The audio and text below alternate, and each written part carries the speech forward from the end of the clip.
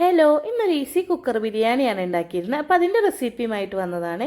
First നമ്മളൊരു കുക്കറിൽ കുറച്ച് വെളിച്ചെണ്ണയാണ് ഞാൻ യൂസ് ചെയ്തത്. കുറച്ച് നെയ്യും കൂടി ഇട്ടിട്ടുണ്ടായിരുന്നേ.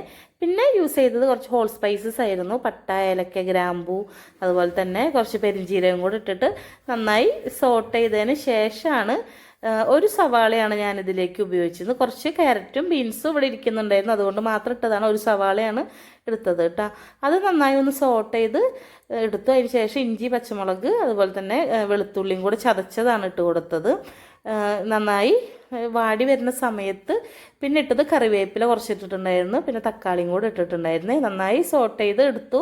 ഒരു 5 മിനിറ്റൊക്കെ മതിയാവും സോട്ട് ചെയ്തത്. പിന്നെ പൊടികളായിട്ട് ഗരം മസാല ഉപയോഗിച്ചു, മഞ്ഞൾപ്പൊടി, പിന്നെ മുളക് പൊടി കുറച്ച് ഉപയോഗിച്ചിട്ടുണ്ടായിരുന്നുള്ളൂ കേട്ടോ. അതും കൂടി ഇട്ടിട്ട് നന്നായി സോട്ട് ചെയ്ത് എടുക്കുകയാണ് ചെയ്തത്.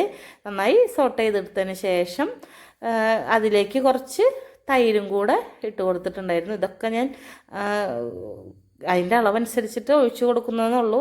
കുറച്ച് പുളിയില്ലാത്ത തൈരായിരുന്നു, അതും കൂടി ഇട്ട് കൊടുത്തു. പിന്നെ 1 ഗ്ലാസ് അരിയാണ്, വെള്ളത്തിലൊന്നും കുതിർത്തൊന്നും വെച്ചില്ല. ജസ്റ്റ് 1 ഗ്ലാസ് അരി കഴുകിയിട്ട് നേരെ അരിപ്പയിലിട്ട് വാർത്തെടുത്തതാണ്. അതും കൂടെ അതിലേക്ക് ആഡ് ചെയ്ത് കൊടുത്തു. ഒന്ന് ലൈറ്റായിട്ടൊന്ന് സോട്ട് ചെയ്തെടുത്തു. അതിൻ്റെ വെള്ളമൊക്കെ ഉണ്ടെങ്കിൽ ഒന്ന് വറ്റിയിട്ട് വരുന്ന ഒരു ഇതിലേക്ക് ഒന്ന് സോട്ട് ചെയ്തെടുത്തു കേട്ടോ.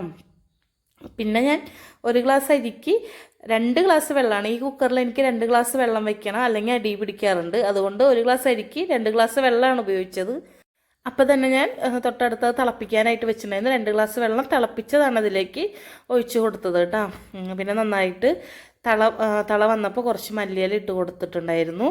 പിന്നെ ആവശ്യത്തിനുള്ള ഉപ്പും കൂടെ ഇട്ട് കൊടുത്തിട്ടുണ്ടായിരുന്നു. തീ കുറച്ച് വെച്ചതിന് ശേഷമാണ് ഉപ്പും ഒക്കെ ഇട്ട് കൊടുത്തത്. പിന്നെ ഞാനതിലേക്ക് ഒഴിച്ചു കൊടുത്തത് നാരങ്ങയുടെ നീരായിരുന്നു. ചെറിയൊരു ലെമണായിരുന്നു.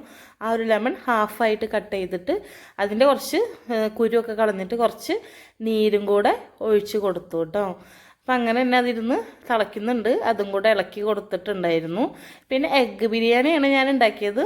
നമുക്ക് എഗ്ഗ് ഇതിൻ്റെ ഒപ്പം ഇടാം. ഞാൻ ഇതിൻ്റെ ഒപ്പം ഇടാ ചെയ്യാറ് കേട്ടോ. അല്ലെങ്കിൽ നമുക്ക് പുഴുങ്ങിയിട്ട് വേറെ ഉപയോഗിക്കാം. ഇനിയിപ്പോൾ എഗ്ഗ് വേണ്ടെങ്കിൽ നമുക്കൊരു വെജിറ്റബിൾ ബിരിയാണി ആയിട്ട് നമുക്ക് കഴിക്കാം. ഞാൻ എഗ്ഗ് പുഴുങ്ങിയത് ഇതിൻ്റെ ഒപ്പം തന്നെ ഇട്ട് കൊടുക്കുകയാണ് ചെയ്തത്.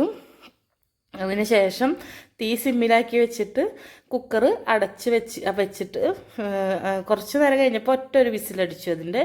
അപ്പം തന്നെ ഞാനത് ഓഫ് ചെയ്തു കേട്ടോ. പിന്നെ ഒരു 15 മിനിറ്റ് കഴിഞ്ഞിട്ട് തുറന്നപ്പോൾ ഇങ്ങനെയായിരുന്നു. നല്ല അടിപൊളിയായിട്ട് വന്നിട്ടുണ്ടായിരുന്നു. അടിയിലൊന്നും പിടിച്ചിട്ടുണ്ടായിരുന്നില്ല കേട്ടോ. കറക്റ്റ് വേവായിരുന്നു. അപ്പോൾ എനിക്ക് ഈ കുക്കറിൽ 1 ഗ്ലാസ് അരിക്ക് 2 ഗ്ലാസ് വെള്ളം വേണം, തിളപ്പിച്ച വെള്ളം ഒഴിച്ചത്. പിന്നെ ഇത് നല്ല ഈസി ആയിട്ട് പറയുമ്പോൾ നമുക്ക് കുറേ സമയം ഉണ്ടെന്ന് തോന്നും, പക്ഷേ ഒരു 10-15 മിനിറ്റ് കൊണ്ട് തന്നെ നമുക്ക് ഉണ്ടാക്കാൻ പറ്റുന്ന നല്ലൊരു അടിപൊളി ഈസി കുക്കർ ബിരിയാണിയാണ്. അപ്പോൾ എല്ലാവരും ട്രൈ ചെയ്ത് നോക്കുക. ട്രൈ ചെയ്ത് നോക്കിയിട്ട് അഭിപ്രായം കൂടെ പറയണേ.